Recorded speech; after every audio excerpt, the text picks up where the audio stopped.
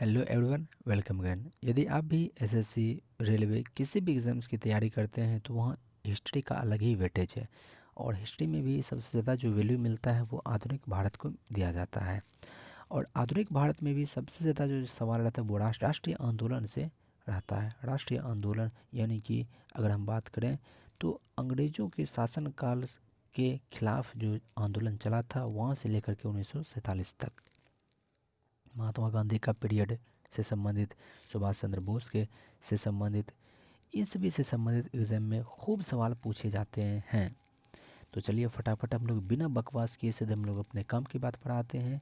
Video शुरू करने से पहले मैं आपको एक बात बतला दूं कि हर एक सवाल आपके एग्ज़ाम में पूछा हुआ ही है। इस बात को आप ध्यान में रख लें।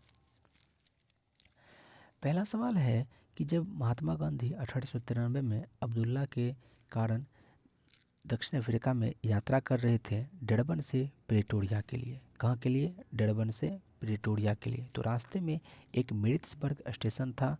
तो सवाल अब पूछा जा सकता है कि वो कहाँ से कहाँ जा रहे थे। तो डरबन से प्रेटोरिया जा रहे थे, लेकिन रास्ते में मेरिट्सबर्ग में उनके साथ में ऐसा भेदभाव किया गया था। कब? तो 1893 में। ये वही 1893 है जिसमें कि शिकागो में धर्म संसद का बैठक हुआ था। गोपाल कृष्ण गोखले की अगर हम लोग राजनीतिक गुरु की बात करें तो वो थे रानाडे। अगर हम लोग बात करें कि पुणे समझौता जो कि महात्मा गांधी और डॉक्टर भीमराव अंबेडकर के बीच में 24 सितंबर 1932 को हुआ था, जिसमें भीमराव अंबेडकर पिछड़ी जातियों के लिए, निचले जातियों के लिए उन्होंने अलग से निर्वाचन मंडल की मांग करी। लेकिन इन्होंने कहा, महात्मा गांधी ने, कि अलग से निर्वाचन मंडल तो नहीं देंगे, लेकिन आपके लिए हम सीटों का आरक्षण जरूर कर देंगे। तो 1932 में हुआ था, ये चीज़ हो गया, पूना समझौता भी हो गया। दोनों ने खुद इस पर हस्ताक्षर नहीं किया था, बल्कि दोनों के अनुयायियों ने किया था। तो 1932 में ही छुआछूत को अंत करने के लिए महात्मा गांधी ने हरिजन शब्द दिया। हरिजन शब्द दिया कब? 1932 में। और 1932 में ही हरिजन सेवक संघ का गठन किया। कब? हरिजन सेवक संघ का गठन किया 1932 में। और साथ ही साथ हरिजन शब्द भी दिया। क्रिप्स मिशन 1942 में भारत आया था। क्रिप्स मिशन भारत कब आया था? तो 1942 में आया था। सफल नहीं होने के बाद, ये क्रिप्स मिशन जो बैठक हुआ था, ये सफल नहीं होने के बाद अगस्त 1942 में बम्बई के ग्वालियर टैंक में हम अबुल कलाम आज़ाद की अध्यक्षता में वर्धा प्रस्ताव पेश किया गया। वर्धा प्रस्ताव मतलब भारत छोड़ो आंदोलन का शुरुआत करने का प्रस्ताव पेश किया गया। और अंत में 9 अगस्त 1942 को भारत छोड़ो आंदोलन शुरू हुआ। इसी को ही कहते हैं अगस्त क्रांति। और इसी में महात्मा गांधी ने कहा था, करो या मरो। फिर से बड़ा क्लियर कर लेते हैं। अगस्त 1942 क्रिप्स मिशन 1942 में भारत आया।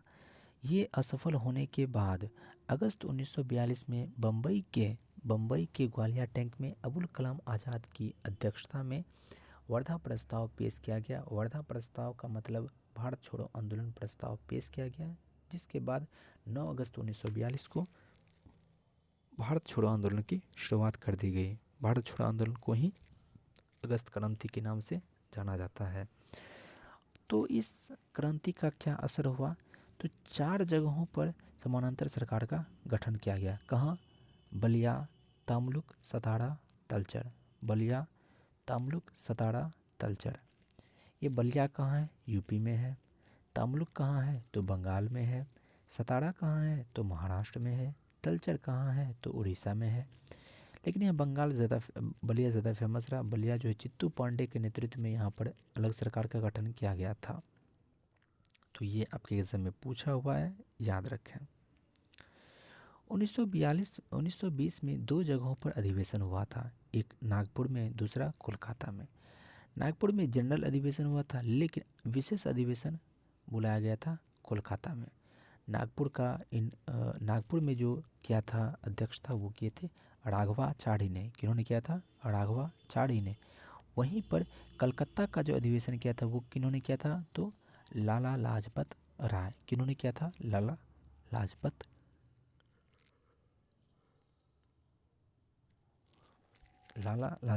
राय, इन्होंने किया था।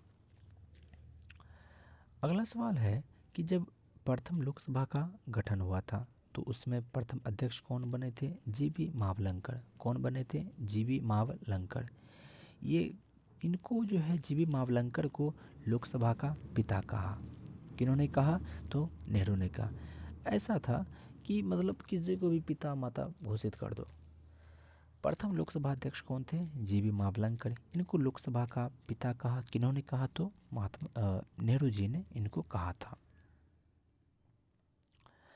अगला है सर्वोदय। सर्वोदय शब्द जो है वो सबसे पहले जो महात्मा गांधी ने जो गठन किया था, इस शब्द का प्रयोग किया था, वो जॉन रस्किन की ही पुस्तक अनटू दिस लास्ट एक पुस्तक थी, वहीं से उन्होंने सर्वोदय जैसे शब्द की अवधारणा इन्होंने किया था।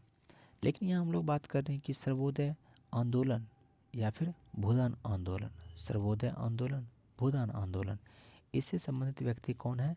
तो विनोबा भावे हैं। और ये जो भूदान आंदोलन जो चला था वो 1951 में चला था, आंध्र प्रदेश के पोचमपल्ली में। 1951 में भूदान आंदोलन की शुरुआत करी गई विनोबा भावे के नेतृत्व में।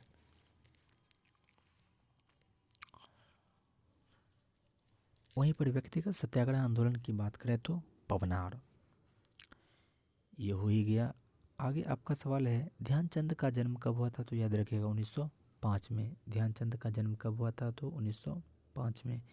वहीं पर यदि हम लोग बात करें लाल बहादुर शास्त्री, इनका जन्म कब हुआ था? तो 1904 में इनका जन्म होता है और 1966 में इनकी मृत्यु हो जाती है ताशकंद समझौते में। बॉम जीसस की बेसिलिका ये कहाँ पर है? गोवा में है। तो यहाँ पर जो सेंट फ्रांसिस जेवियर का अस्थि रखा गया है। सेंट फ्रांसिस जेवियर का अस्थि रखा गया है कहाँ पर? बॉम जीसस के बेसिलिका में। अगर हम लोग यहाँ देखें ब्रिटिश भारत की राजधानी कोलकाता ही थी। कब तक? तो 1911 तक भारत की राजधानी कहाँ थी? तो कोलकाता थी। Land of the golden pagoda किस देश को कहा जाता है? तो म्यांमार के ही एक लोकतंत्र के समर्थक व्यक्ति रही हैं म्यांमार। और इन्होंने आंग सान सू की ने एक पुस्तक लिखा था फ्री फ्रॉम फियर। ये सभी सवाल आपके एग्जाम में पूछा हुआ, याद रखिएगा। कोलंबस जिन्होंने की अमेरिका की खोज करी थी 1492 में, ये कहाँ से थे? तो जिनेवा से थे।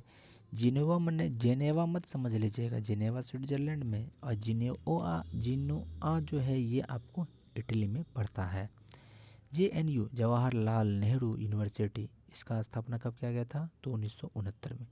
ऐसा मत समझिएगा कि ये जो है जवाहरलाल नेहरू के जन्म दिवस पर किया गया था, मतलब कि जन्म इनका, नेहरू जी का जन्म जो है 1989 में होता है और 1969 में तो हमारे महात्मा गांधी का जन्म होता है।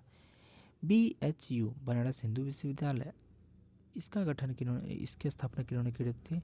मदन मोहन मालवीय ने करी थी। किन्होंने करी थी? मदन मोहन मालवीय ने करी थी। कब करी थी? तो 1916 में। कब करी थी? तो 1916 में। किन्होंने? मदन मोहन मालवीय ने। तो साथियों यहीं तक हमारा आज का सवाल रहा है और ये हमारा लास्ट होता है। एक बुक से हमने आपको राष्ट्रीय आंदोलन के बारे में सारा क्वेश्चन करवा दिया है।